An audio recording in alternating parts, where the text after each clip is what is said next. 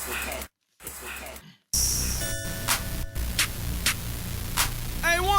A1. Yeah, truly.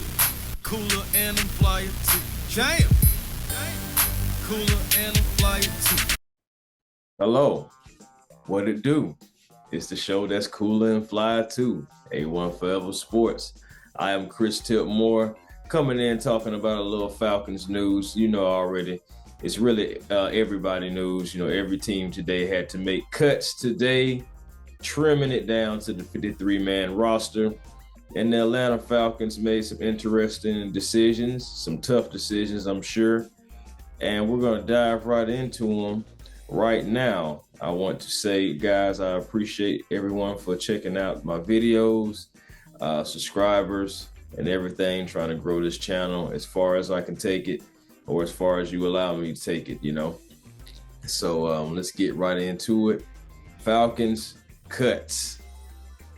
Now, because of COVID-19, the practice squad has once again been increased to 16 players, with 4 players being eligible for protection from waivers. So really, once someone claims your guy and he's not protected, then that means you just lost your guy.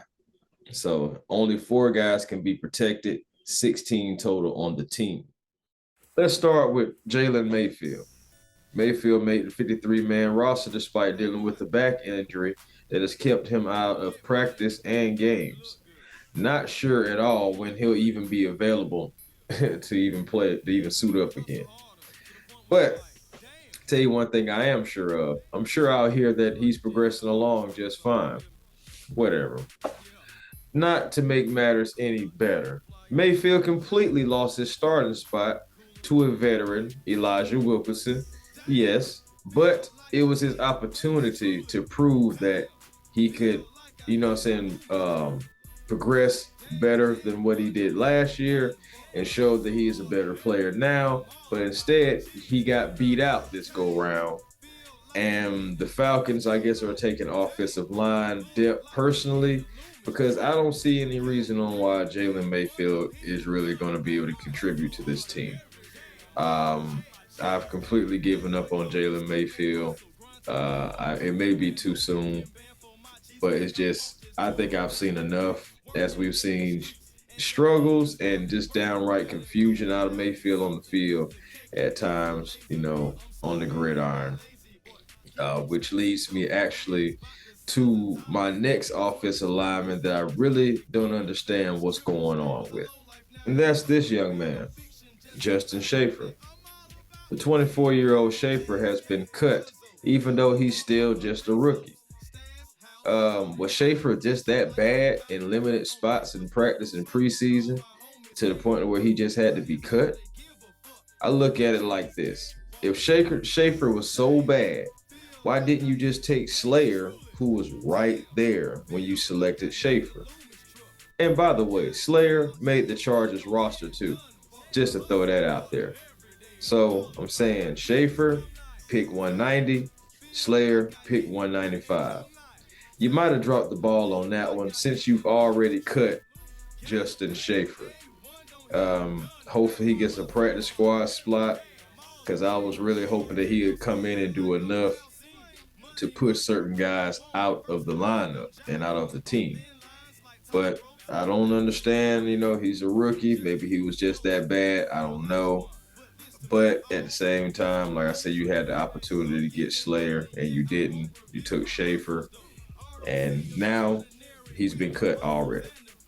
In Bizarre News Daily, we have Anthony Ferguson, who was cut, and Felipe Franks was kept at tight end. Even though Felipe only caught 1 pass for 5 yards in the actual game, I did hear, we all heard, I've reported, I'm pretty sure you heard it in other places as well, that Felipe was tearing it up in training camp in a good way.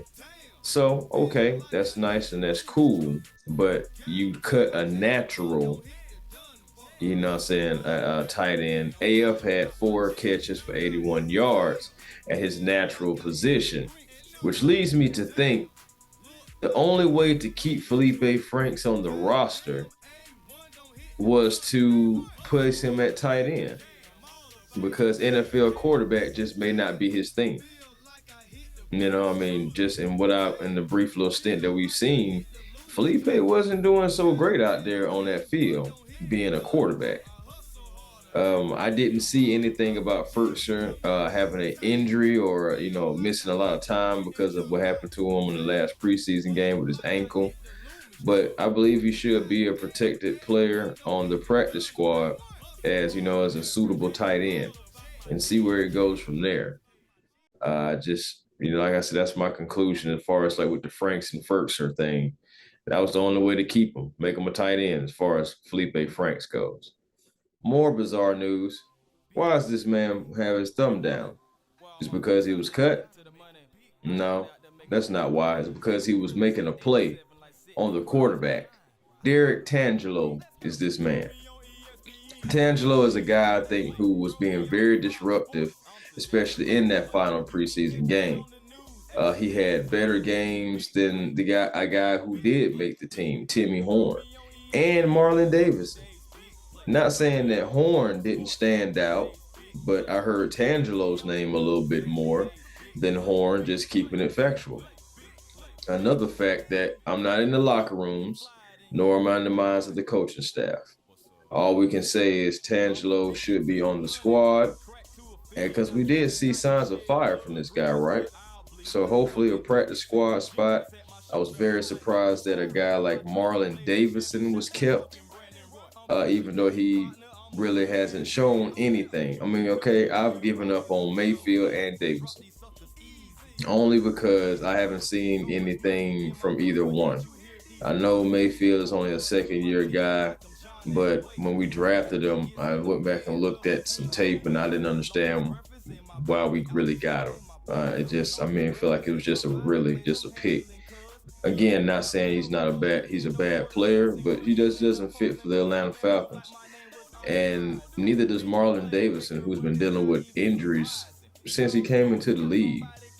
I think I can count on one hand how many games I really seen Davidson get some consistent play and still maybe have fingers left. So we'll see how everything goes. Hopefully Tangelo is still a part of the team, maybe as a protected guy, and see where it goes from there. As he did make some flashes, definitely made some waves. Very excited for this young man right here. Him and D. Alford, because they both made the 53-man roster. Both long shots coming from the bottom of the barrel of the depth chart to rise up to the 53-man roster. Bernhardt is the reason why Frank Darby was released. Yeah, and a couple of other guys too. But it was like maybe like one roster spot left as Hodge and Bird both had great training camps, and you could see them making it with Zacchaeus and of course Drake London. And I'm very happy that Bernhardt was able to come in, put in that work, and grind for a spot. And here he is. Very excited for this young man. And like I said as well, D. Alford, who made the 53-man roster and most likely will be your opening day starting nickel corner. So congratulations to Alford and Bernhardt. Definitely became a fan favorite over the last couple of weeks. Congratulations, sir. And lastly, Deebo back. Deebo has returned. I wasn't surprised that the Falcons kept Deebo. Atlanta keeping Jones around may be like a mentor role or maybe special teams for Deebo, because a trade away is going to be very hard as Deebo's contract is pretty massive this year, just this year alone.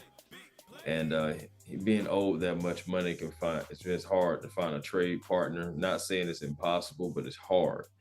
One of the last things and probably least likely things I see is Jones just being an every down starter and getting his spot back and being on the field all the time like how he was. That's probably like the last thing I've seen. Honestly, I hate that Dorian Etheridge had got hurt. I hate that he went down with the injury. because honestly, he probably would have made things a little bit more difficult of a decision for the Falcons to keep Jones as their linebacker going forward with Etheridge, healthy and ready to go because he was making strides as well. Hate that he got injured, but I'm glad to see Deebo still on the team. It's just a few things. There's some technicalities that just need to be worked out. Run blocking, running things at him, different things like that. We'll see what happens. Ultimately, like I said, this was another surprise. This was not a surprise, but it would have been interesting if Etheridge never did get injured in this last preseason game, just to see where they would have went with that one. To see. Ultimately, we still have to put our trust into the Falcons coaching staff, Terry Fontenot, Coach Smith, and the rest of the guys to put the best product on the field. Just the best athletes on the field. Can't even just say just the best players because we have guys from multiple sports, different sports coming in, making this team. So with that being said, we'll see what the Falcons do next. We'll see what the depth chart will look like for opening day against those New Orleans Saints coming soon. And also see what kind of moves the Falcons make as far as adding pieces, adding more competition, etc. We'll see how that goes. Until next time, be generational because it's always time to be. Why settle for less when you can have more with the vision?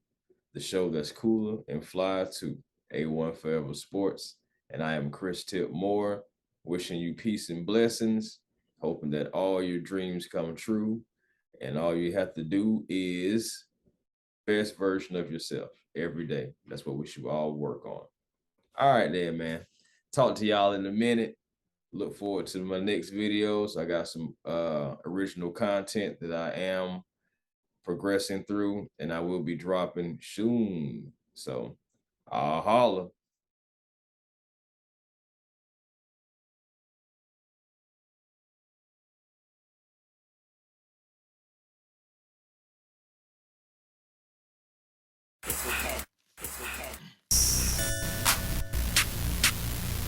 A1. A1. Yeah, truly. Cooler and I'm flyer too. Jam. Cooler and I'm flyer too.